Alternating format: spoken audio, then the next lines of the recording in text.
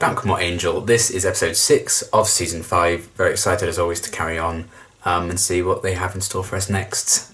Getting a good chunk of the way into the season now. You know, we're approaching basically we're a quarter of the way through. So I'm liking how they've established the new dynamic in Wolfram and Hart and everything going on with that. A few new characters in the mix as well, like Eve and Nox. And they're just kind of toying with the idea, I think, of this place and them working there, running it, you know, the idea that could be changing them. They kind of brought that up in the last episode, which was also a lot of fun, getting to focus on Lorne finally, and have like a Halloween party and everything. That was really fun. So yeah, I'm really enjoying where the season's going, just like savouring the journey while we still can, because before we know it, it's all going to be over. So I'm just, you know, taking my time, enjoying this season. And they're doing really cool stuff with it, I think. Some really interesting things that they've explored so far, and I'm sure will continue to do so, hopefully, in this one, because I enjoy when episodes are good, which is often. So hopefully this continues to fall into that bracket, but only way to find out, I guess, is to dive in. So let's get into it. Do we think this guy's 2 days away from retirement? Oh, wow. 2 days away from retirement. Fred, sweetie, you're sort of like a woman. Oh, that's not a compliment. Genius. And I'm a lot like a woman. You're all. Hell yeah. You just bankrupted a company that dumps raw demon waste into Santa Monica Bay, banished a clan of pyro warlocks into a hell dimension, and started a foster care program for kids whose parents have been killed by vampires. Oh. Not bad for a day's pay. Great. I love what we do. Still doing some good, isn't it? And what's your gripe? I feel disconnected. You want to feel disconnected? Try being a bloody ghost for a bit. Try bobbing around with no Okay. taste or smell. Kind of fair. 3 people found with their hearts cut out in East Los Angeles, all within the last couple of hours. Police are on it, but my sense is Yo. it's more demonic than some murderous. Are you So 5th on the list, sir? Hold on for a second. Oh! Well, not a very special delivery, was it? Really hate this place. Mm. And once the word spreads that you beat up an innocent old man, well, it's really terrible to think twice before going toe-to-toe with our avenging angel. Yes, the geriatric community will be soiling their nappies when they hear you're on the case. Bravo. I didn't beat anybody up, okay? So let's just focus on what's important, like... God, this is like what's Twitter. nice. It's the Mexican Day of the Dead.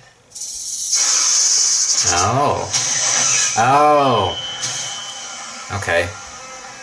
Is this how it's going to tie into number 5? And drink, smoke, get on my willy. Doesn't leave much to do other Excuse than me? watch the bloke stumble around playing Agatha Christie. Yeah, remind me again how you ended up in the front seat. I was going to say that. That's a bit Full weird. shotgun, mate. Oh. I thought we were doing a weapons check. Yeah. Notice no matter how uptown we go, we always wind up at some stanky hole in the middle of the night. Saves budget. Oh, hi.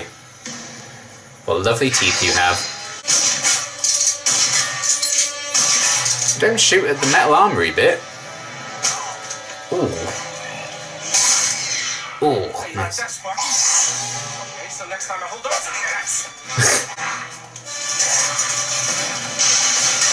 Well, that was a garbage move. Oh, maybe not. I'm just trying to put as much distance between myself and General Grumpy Pants as my ghost leash allows. He just gets like that sometimes. Not easy to be a Sometimes. champion. I just stood there. Let the fire come. Nothing real heroic about that. Well, you did save my life. It's Well, true. when you say it like that. Cautionary Codex. I love that. That's so cool. I'll figure out a way to stop it, then I'll stop it, because that's what we do. I'll be in my office.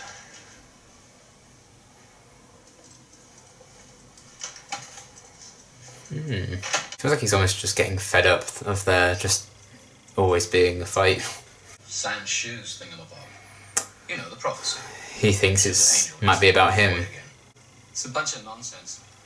It's a bedtime story to get vampires to play nice. It's a bunch of nonsense unless it's about him. No, Tall, Dark and Dreary told me he doesn't believe in that Shan-Shoot bugger. Says it's a sucker's game. Sir? He's stirring that pot, isn't he? Not literally, of course, because ghost. But it's been here before, 50 years ago to the day. Day of the Dead. Yes, though that may be a coincidence. 5 heroes, brothers. They were the champions at that time. They destroyed the demon? Yes, but at quite a price. Brothers were all killed, all but one. Not to be Captain Obvious, but... Number 5. Yeah. You were going to drag me into your quest for the Aztec demon. No, I wasn't. I was going to give you some mail. Sorry. Now I'm dragging you back in. Yeah, now you are involved. And only a fool would want to be a champion. Fool. Is that what you think of your brothers? Never disrespect the memory of my brothers. Oh, flashback. I like the 2, like across his eye. I'll admit, when I sat down to watch this episode, wouldn't have guessed this. If it's Son of Glau.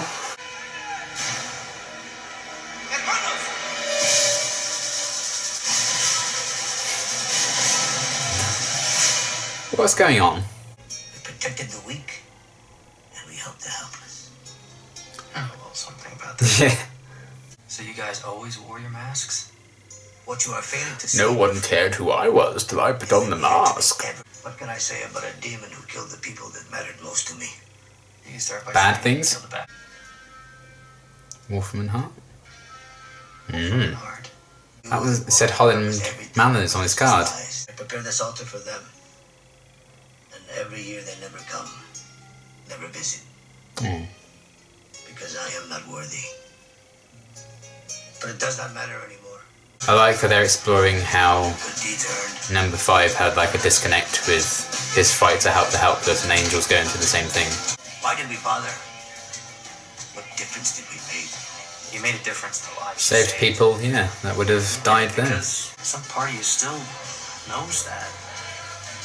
Still believes in Is he gone? being a hero.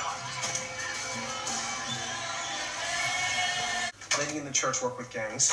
This dude a fireman. Saved his crew in a fire. That's the thread, that's the MO. It's taking the hearts of heroes. That's a very twisted compliment.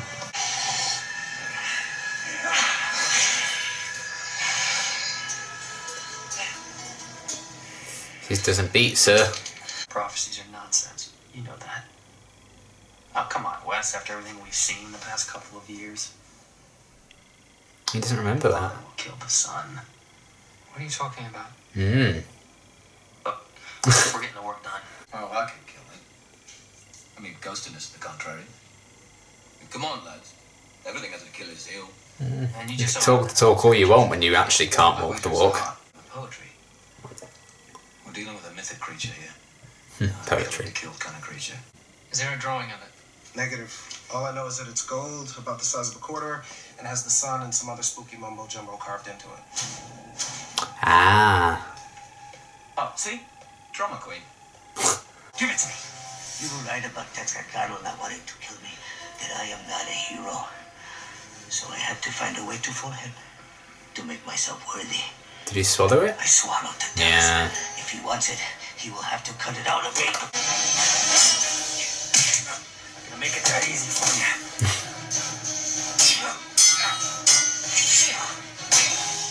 It's interesting that he's actively fighting against the person he's trying to save as well, because they want to die. If you're looking for heroes, you're wasting your time.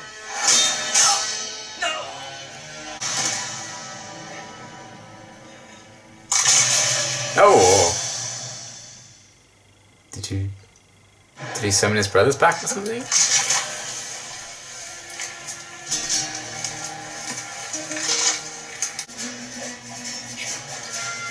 Oh my. Imagine if they just all just opened the gate and ran. We're trying to kill it, not pin it.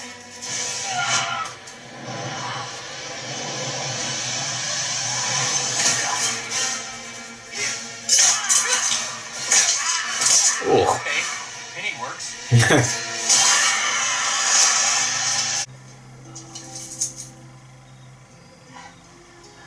I may not be a hero, but I am not a fool.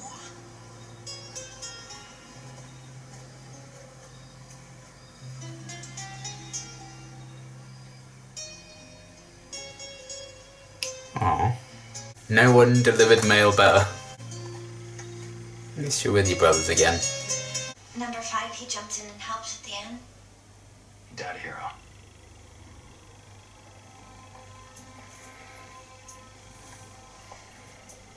You died a scumbag, then became a hero. After being evil. Is he gonna like start believing in the prophecy again? Shut prophecy. English translation. In your dreams, mate. Aww. Okay, that episode was fine for me. It's probably the weakest of the season so far, in my opinion.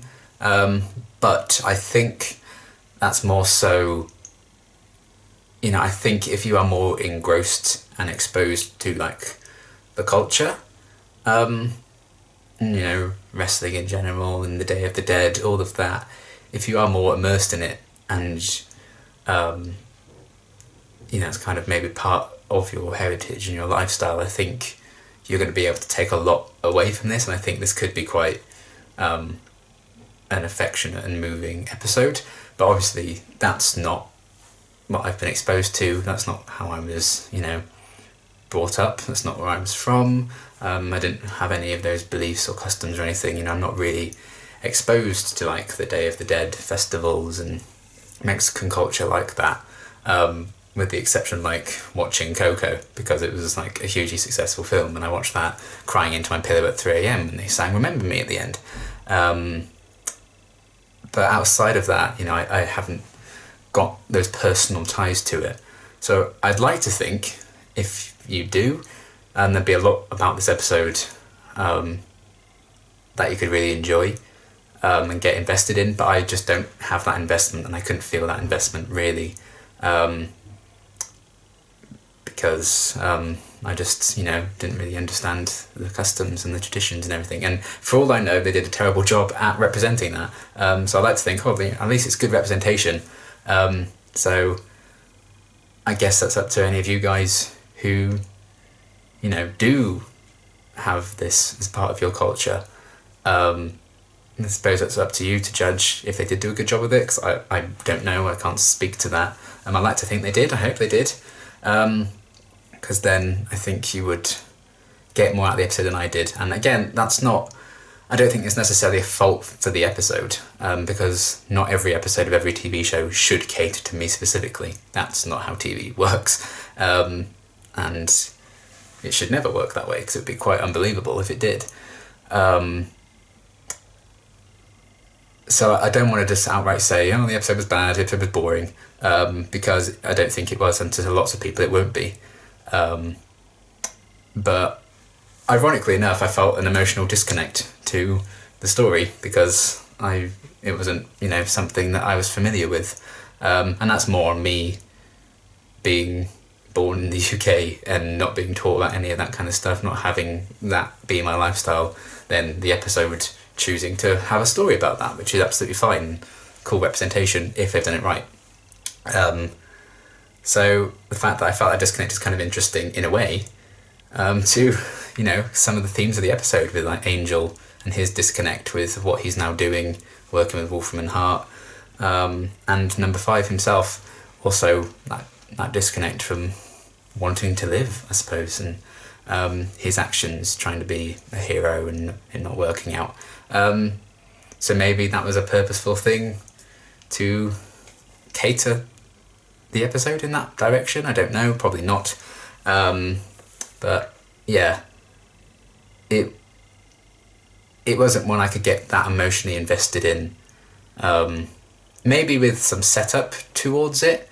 I feel like the image of, you know, the guy in the wrestling mask with the mail, I feel like we have seen that character on the show.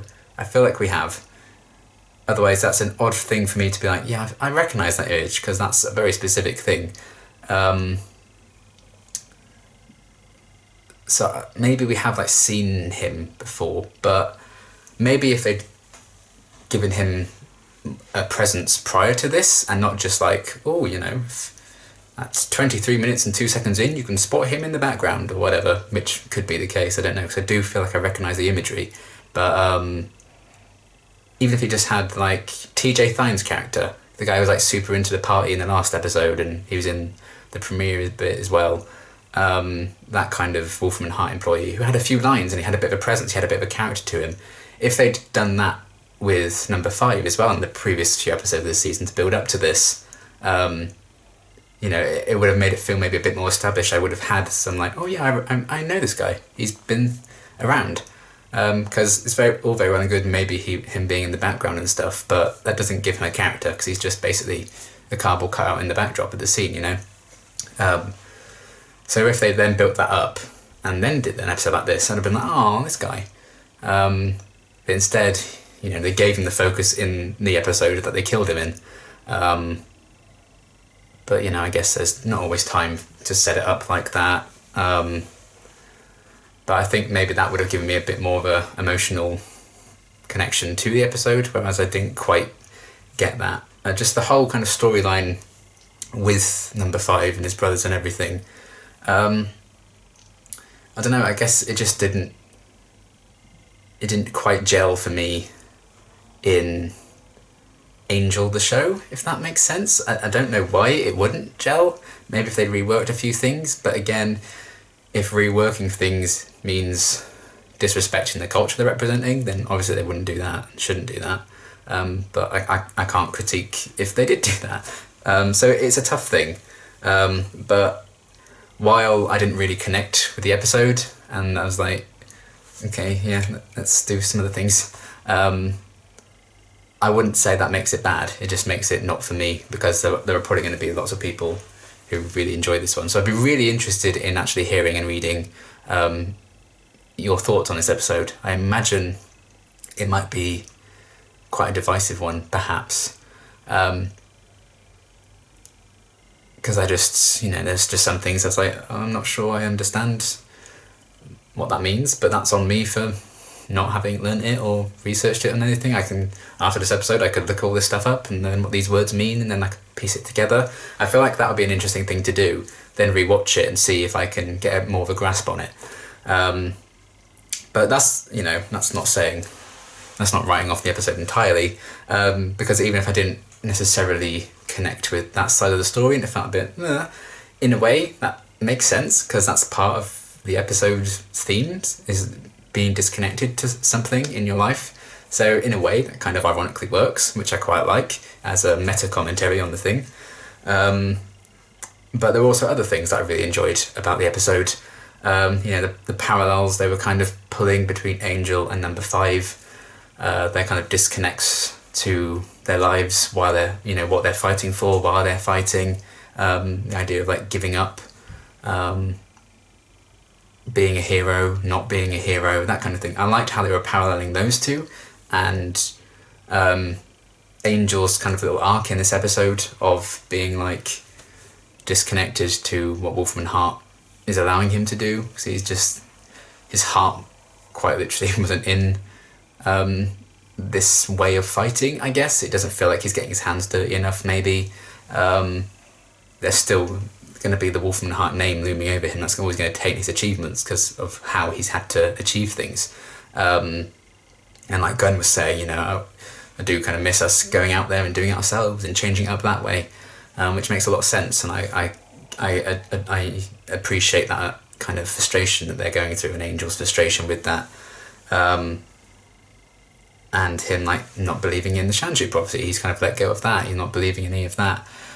Probably because, you know, I think he even said the things he was fighting for last season, he was fighting for Connor and Cordelia. They're both out of his life now. And we had, you know, the whole Jasmine thing last season where, oh, you don't have any free will or any, you know, all your destiny's pre-written by me, everything happened for this particular reason. That's going to be a bit disheartening, being like, well, I'm just going to let things happen then, because I guess I'm not making a difference because everything's pre-planned. Maybe that's still playing on his mind, even though I personally think that was BS. He might not. He might have that seed of doubt about it. Then on top of all that, the Wolfman Heart thing, I can see that getting on top of him. And they were even talking about this a bit in the last episode, like, we can't let this place change us. Is it even worth doing the good things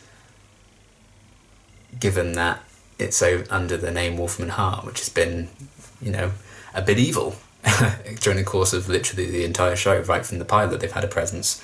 So I quite enjoyed that idea, and through seeing number 5 maybe come to terms a bit with him giving up and him giving up on life, and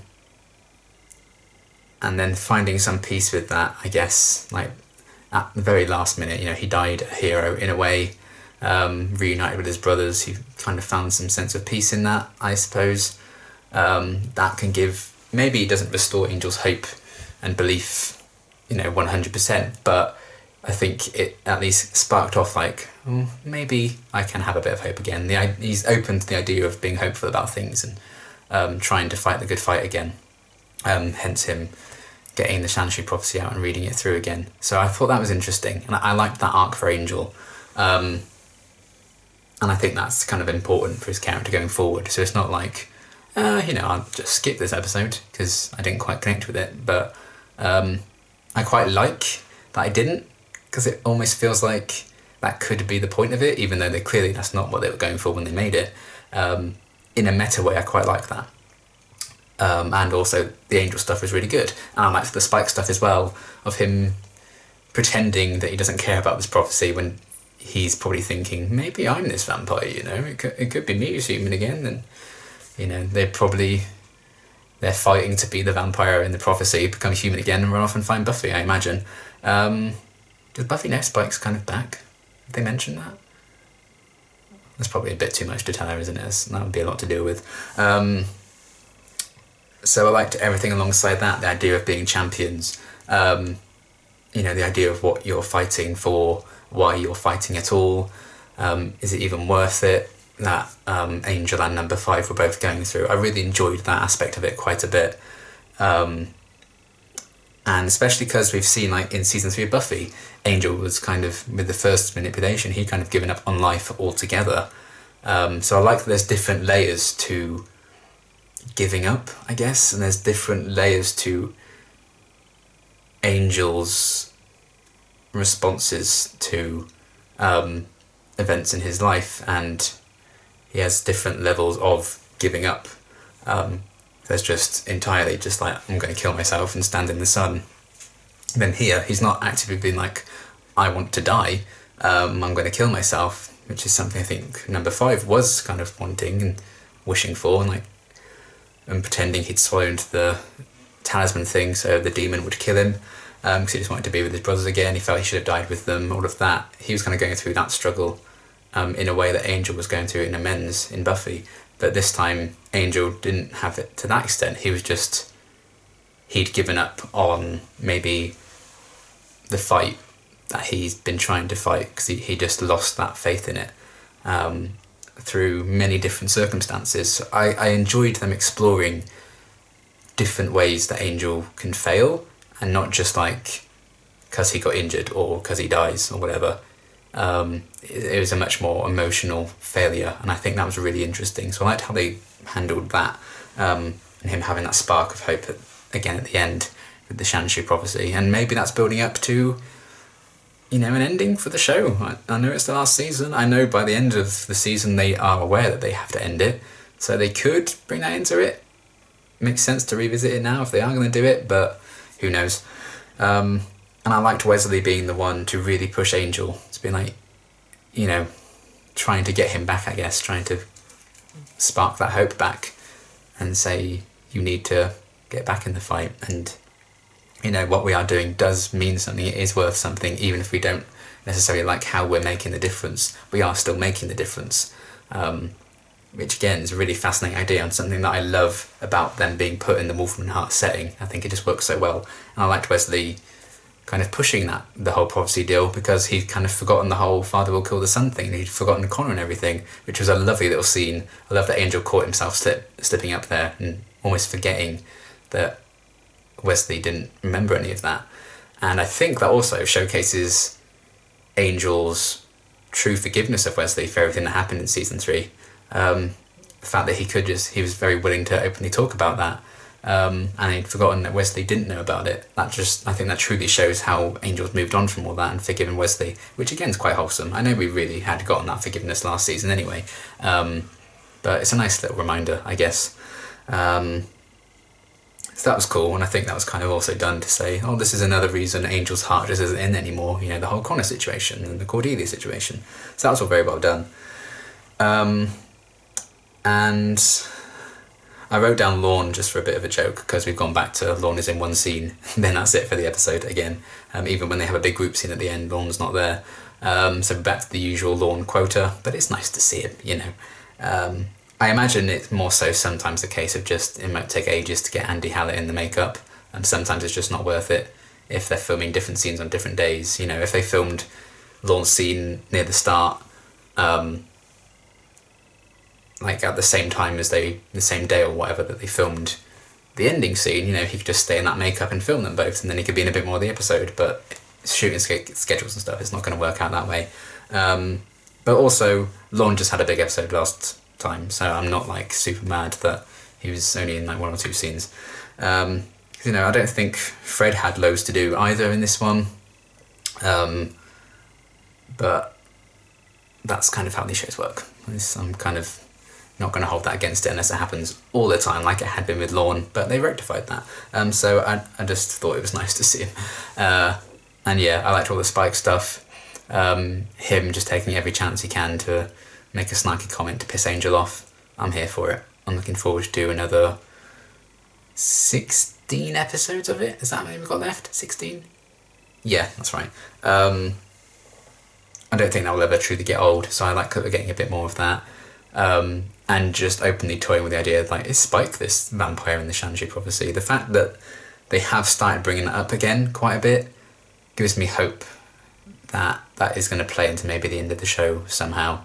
Or at least we're going to get like a proper episode, like a maybe Angel versus Spike episode regarding the prophecy. Would be quite an interesting thing as well.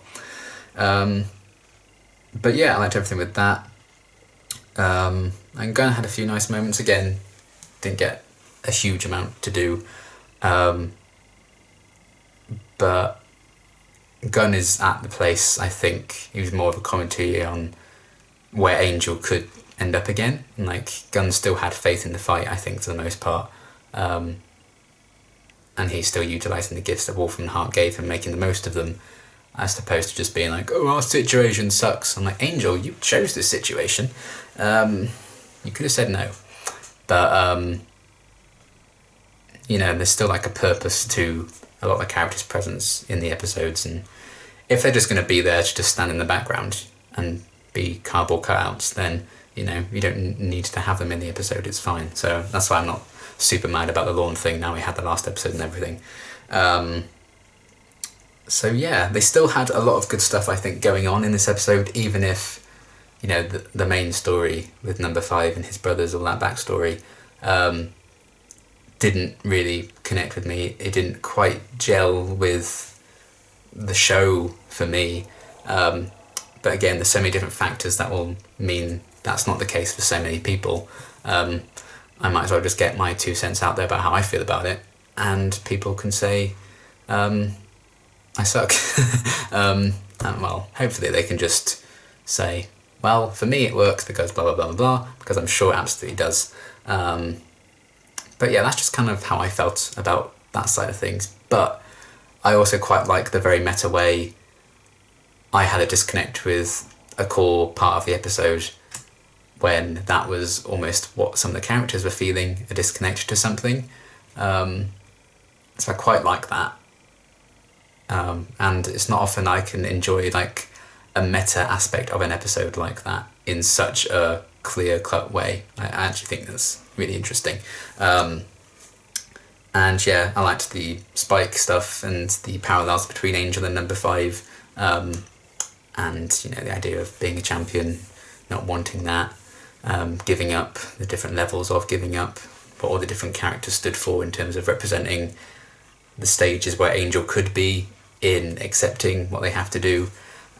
with Wolfram and Hart. So there was some still really good stuff in it, even if for me, this isn't one I'd rush to rewatch, I would say. This was definitely the weakest of the season for me so far, but I wouldn't say it's bad. I wouldn't say, oh, this is an interesting episode, which is my code for that episode sucked. I wouldn't say that by any means. No giant praying mantises to be seen in this one, so it's fine. We're all good, fine and dandy, at least a solid 5 out of 10. But yeah, that's kind of what I'm thinking of it, and I'm really interested in seeing what your thoughts are, because I think this could be one that splits down the middle. I could be wrong. Everyone could really, really love this episode, and I'm just going to look like an absolute dick. But wouldn't be the first time. Probably won't be the last. There's still 16 episodes, so we'll see how it goes. But yeah, overall, this episode was fine. In a way, it's kind of a detriment to the episode that one of my favourite things about it was like a meta aspect of it, with the whole kind of disconnect that I felt with the plot. But yeah, it's a different kind of critique for an episode of TV, I guess. That's at least going to make me remember this one in a very meta way, which is maybe better than just an altogether boring, forgettable episode. I do think there were some slower moments, and I was just kind of like feeling my eyes glazing over. But again, that's just going to be complete personal taste, as it is with every episode of a TV show, obviously, but I think certainly with an episode like this one too. So yeah, let me know your thoughts on it. Let me know if representation-wise and how they kind of displayed the culture and everything in this episode. Let me know how good of a job they did. Did they do terribly? Did they do really well? Do you think maybe rewatching this after doing some research and probably getting involved in it would maybe improve it in my eyes? It'd be interesting. But again, it wasn't a bad episode by any means. So I continue to look forward to see what they have next in store for the rest of this season. This was the second episode of Angel in this cycle, so we will quite literally cycle back to Angel very soon once I've got the other shows done. So we'll be doing episodes 7 and 8 for that. But yeah, that's going to be everything for now, and until my next reaction, thanks for watching.